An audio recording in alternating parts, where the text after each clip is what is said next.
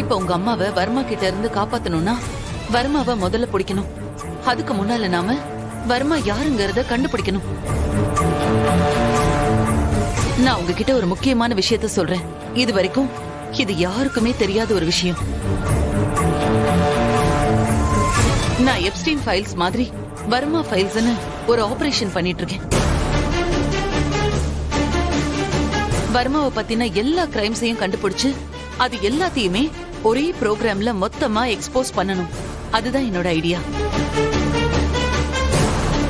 அதனால அந்த வர்மாவை பத்தின டீடைல்ஸ்க்காக நான் தேடி தேடி அலைஞ்சிட்டு இருக்கேன்.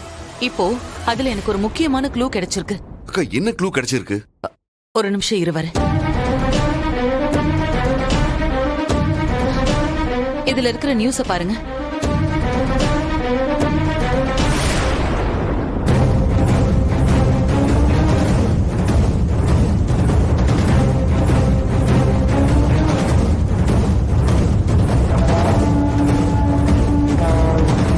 இது எப்போ நீ நடந்தது? இந்த சம்பவம் நடந்து 20 வருஷத்துக்கு மேல ஆயிடுச்சு. அப்பவே அந்த வர்மாவை பிடிக்கிறதுக்காக ஒரு இன்ஸ்பெக்டர் தனியா ட்ரை பண்ணிருக்காரு.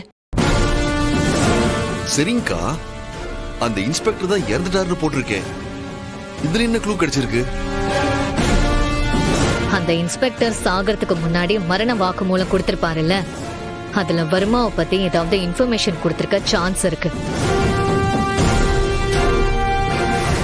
மரண வாக்குமூலம் வாங்கின அந்த மேஜிஸ்ட்ரேட்ட போய் பார்த்தா நமக்கு வர்மா பத்தின க்ளூ கிடைக்க ஏதாவது சான்ஸ் இருக்கு. அதான் அண்ணி. கரெக்ட் ஐலி. உனக்கு உண்மையிலேயே போலீஸ் மூளைதான் உங்க அம்மா கிட்ட இருந்து உனக்கு வந்திருக்கு போல. சிவா, ஐலி சொன்னதுதான் நானும் சொல்ல வந்தேன். எனக்கு என்னவோ அந்த மெஜிஸ்ட்ரேட்ட போய் பார்த்தா நமக்கு அந்த வர்மாவை பத்தின விஷயம் ஏதாவது கிடைக்கும்னு தோணுது. அப்படி மட்டும் கிடைச்சிருச்சுன்னா இந்த உலகத்துக்கு அந்த வர்மா யாருன்னு நான் எப்படியாவது எக்ஸ்போஸ் பண்ணிடுவேன். இன்னொரு முக்கியமான விஷயம், நான் பண்ண போற இந்த சீக்ரெட் ஆபரேஷன் உங்க 2 பேருக்கும் தவிர வேற யாருக்கும் தெரியவே கூடாது. முக்கியமா போலீஸ்க்கு மட்டும் இந்த விஷயம் லீக் ஆயிடுச்சுன்னா அப்புறம் உன் அம்மாவோட உயிருக்கே கூட ஆபத்து வரலாம். அக்கா, கண்டிப்பா இந்த விஷயம் எங்களை தாண்டி வேற யாருக்கும் தெரியாதுக்கா. சரி, நாம ஏர்லி மார்னிங் காஞ்சிபுரத்துக்கு கிளம்பி போனோம். நீங்க ரெடியா இருங்க. சரிங்க அண்ணி. சரி ஐலி, ஓ அம்மாவுக்கு எதுவும் ஆகாது. நான் இருக்கேன் ஐலி, தைரியமா இரு.